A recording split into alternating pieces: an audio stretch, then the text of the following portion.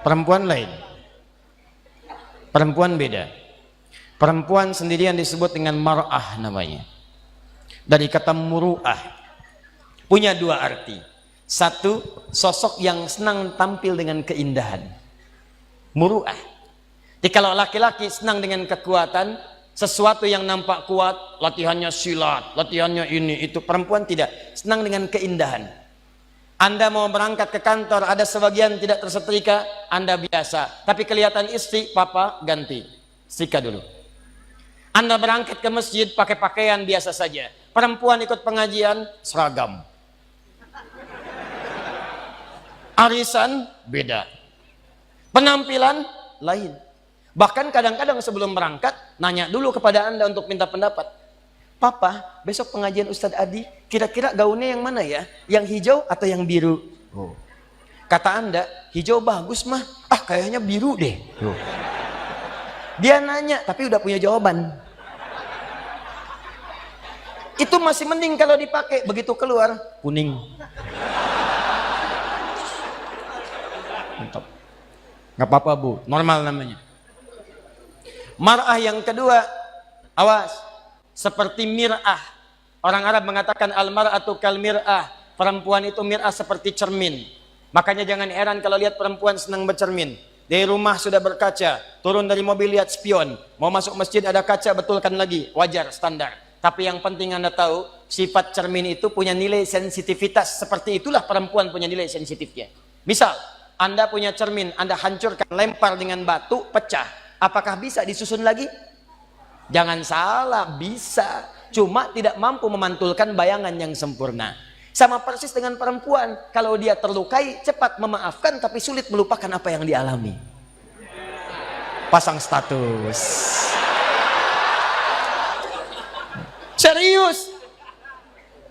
Ada persoalan hari ini, rekening listrik 15 tahun yang lalu diungkit lagi. Bapak ini bagaimana sih? Yang itu aja nggak bisa. Tahu nggak Pak? Waktu 15 tahun lalu listrik mati, Bapak juga begini juga 15 tahun lalu. Tapi itulah keindahannya. Nanti gantian bu, tenang aja bu ya, kita masih panjang. Itu kalau sendirian, tapi kalau banyakan, laki-laki sama rijalun, perempuan mar'atun nisaun. Sampai turun surah An-Nisa, surah yang keempat. Apa artinya nisa? Bukan, bukan perempuan, bukan wanita. Perempuan.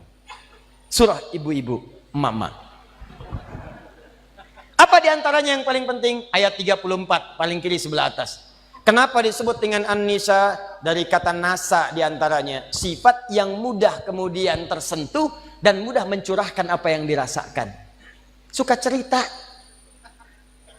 Suka cerita. Dan kadang-kadang yang diceritakan hal yang seharusnya tidak dibuka. Kata Allah, fasalihatu qanitatun hafizatu lil ghaibi bima hafizallah. Perempuan salihah itu taati Allah dengan menaati suami pada yang baik-baik. Yang kedua, jangan membuka aib keluarga pada orang lain setelah Allah menutupnya. Jadi kalau Anda tidak buka aib di rumah tangga, tugas laki-laki, tugas perempuan sama. Jangan buka aib. Sepanjang tidak dibuka, Allah tutup sampai dengan kiamat. Kata Nabi, ada kejadian malam hari, maka selesai, siang jangan terbuka. Ada kejadian siang hari, selesai, malam jangan terbuka. Allah akan tutup sampai kiamat. Tapi kalau ada aib rumah tangga terbuka, keluar.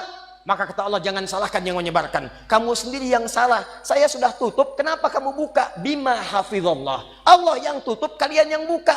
Nah ini kadang-kadang tidak sadar. Karena perempuan punya sifat berbagi, suka cerita. Sependiam apapun kalau sendirian. Kadang-kadang kalau sudah bertemu temannya, kumpul cerita. Sifatnya pengajian, begitu kumpul bertemu dengan kawan, mulai bertanya, "Ukhti apa kabar?" "Baik." "Sehat?" "Sehat." "Suami bagaimana?" "Di situ masalahnya." "Masalah." Ih, nggak nyangka ya? Nyangka. Kumpul, "Ada apa? Ada apa?" Yang satu misah. Saya tidak mau lah." "Kenapa?" "Tidak, itu dosa. Jangan seperti yang itu ya. Itu tuh begini. Nah, sama. Itulah humazah. Humazah. Sejak dulu sudah ada. Dari sejak zaman Nabi Yusuf. Nabi Yusuf itu anaknya Nabi Yakub. Nabi Yakub anaknya Nabi Ishak. Nabi Ishak anaknya Nabi Ibrahim. Dari Sayyidah Sarah. Dari sejak dulu sudah ada. Perempuan yang suka kumpul-kumpul, suaminya sibuk kerja ngumpulin harta, perempuannya kumpul-kumpul. Saking kumpulnya itu sibuk membicarakan orang lain. Ada yang ganteng dibicarain, Nabi Yusuf ganteng dibicarain. Iya ya, ganteng-ganteng Nabi ya. Iya, orang sekarang ganteng-ganteng serigala. Dulu ganteng-ganteng Nabi. Ngobrol, ada. Cuman buat ngobrol doang, duduk, datang ngobrol, minum, pulang lagi. Oh mazah. Jeng bagaimana bisnis suami? Begini. Ih kok cuman segitu ya? Kita mah kemarin dapatnya suami lumayan loh, 10 kali lipat dari yang kamu dapatkan. Cuman gitu doang. Humazah. Alladzi jama'a malahu wa'addada, yang suaminya sibuk cuman ngumpulin harta dunia saja, nggak pernah mikir akhirat. Bekal akhirat nggak ada. Nanti kita akan lihat apa bekal akhirat. Nggak pernah mikir, yang penting dunia, dunia, dunia, dunia, dunia. Kerja, harta, rumah, mobil, uang, dolar, semua kumpulkan. Maka yang seperti itu kata Allah, kamu mesti ingat ya, orang yang sudah berpikir begitu saat di dunia, saya akan siapkan neraka paling spesial saat di akhirat. Namanya Hutamah. Neraka Hutamah ini beda dengan neraka biasa. Cara disiksanya, maaf sekali, diikat. Padahal neraka yang paling ringan, tapi seringan-ringannya neraka juga. Ya, seringan-ringannya neraka. Jangan coba-coba nih. Ya. Itu ada di Quran surah keempat ayat 56 paling kanan sebelah atas. Itu yang paling ringan di neraka. Innal ladzina kafaru bi ayatina sawfa nuslihim nara. Orang-orang yang ingkar kepada ayat-ayat kami, nanti kami masukkan ke neraka paling ringan, kami tarik ubun-ubunnya. Nusli, kami celupkan ke dalam api neraka, dicelup kayak bikin teh celup. Teh celup itu kan naikkan, turunkan, naik, turun, naik, turun, naik. Jadi ada orang yang paling ringan masuk neraka, ditarik ubun-ubunnya, kemudian dimasukkan ke neraka, celupkan. Begitu dicelupkan, hancur semua, angkat lagi.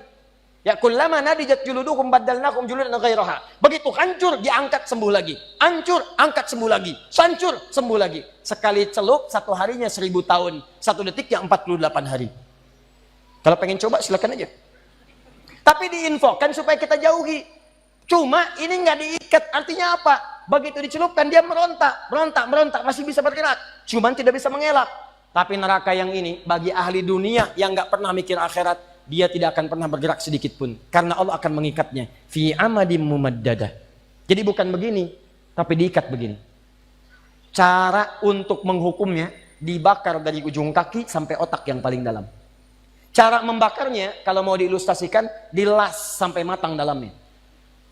Misal dari bawah bagian kaki, jempolnya dulu. Kalau jempolnya udah matang, baru sampingnya. Udah matang, naik lagi ke atas. Bayangkan, kalau dimasukkan keseluruhan, yang sakit langsung semuanya. Tapi yang ini tidak. Biar sakit dulu. Bukankah sakit di bawah kerasa ke semuanya? Sakit, terus sampai naik ke atas. Allati tattali'u 'alal afidah. Afidah jamak dari kata fuad. Fuad itu otak yang merencanakan. Nih, kata Allah seakan-akan ingin mengatakan, apa isi otakmu diisi saya bakar sampai ke dalam otakmu. Otakmu isinya apa sih? Orang sholat, kamu nggak sholat. Orang ngaji, kamu nggak ngaji. Orang puasa, kamu nggak puasa. Kerja lagi. Apa isi otakmu? Saya bakar sampai kedalaman yang paling dalam. Nih. Awas hati-hati. Dan sifatnya muqsadah. Muqsadah itu sudah mengintai. Jadi kalau ada orang bercita-cita cuma dunia saja, itu nerakanya sudah ngintai. Nih dia teman saya nanti nih. Paham? Ini bagian yang pertama. Karena itu saya ingin ajak Anda semua, jangan cukupkan hidup kita visinya cuma sampai di sini. Contoh paling gampang ya, paling gampang. Kuliah hanya untuk dapat ijazah, itu dunia. Kuliah hanya untuk dapat kerja, dunia. Nikah hanya untuk bisa mengeluarkan hasrat seksual, dunia. Dapat handphone hanya untuk pasang status, dunia. Maaf, dapat pakaian hanya untuk tampil mewah gaya, itu dunia. Kalau Anda ingin siapkan sampai bekal yang terakhir, dan ini bagian akhir pembahasan kita, Ustadz, saya tahu saya akan meninggalkan dunia. Saya pengennya semua bekal saya bisa dibawa ke alam kubur sampai dengan ke akhirat. Bagaimana caranya? Bahkan kalau Anda berhasil menyiapkan cara ini, jangankan sampai ke akhirat, Anda meninggalkan dunia, langsung disambut langsung oleh Allah melalui nikmat-nikmat di alam kubur yang lebih banyak daripada nikmat dunia. Yang kalau Anda dapatkan nikmat di sini, ini belum ke akhirat. Anda punya bekal akhirat di alam kubur sudah dimuliakan. Dunianya ditinggalkan, tapi Allah berikan nikmat akhiratnya dan diberikan pendahuluan di alam kuburnya. Saking dahsyatnya, Ada di antara mereka, kata Allah, yang kalau bisa, artinya nggak bisa. Kalau mereka mampu, mereka akan balik lagi kepada keluarga yang sedang nangis, yang sedang sedih. Kata mereka, kalian jangan nangis ya, jangan sedih, jangan takut. Kalau bisa, cepat ke sini. Di sini lebih enak daripada di situ. Silahkan lihat anak-anak Palestina. Sekali-kali perhatikanlah mereka. 4 tahun, 5 tahun, tiba-tiba ada yang wafat di antara mereka. Lihat wajahnya. Apakah ada wafat di antara mereka yang wajahnya sedih? Tidak. Senyum, bira. Perhatikan jika seseorang wafat, maka keluarganya, Allahu Akbar, ada yang memberikan manisan, ada yang memberikan gula-gula, dan mengatakan Alhamdulillah, mereka sudah menerima janji Allah, tinggal kami menyusul mereka. Bagaimana punya kekuatan seperti itu?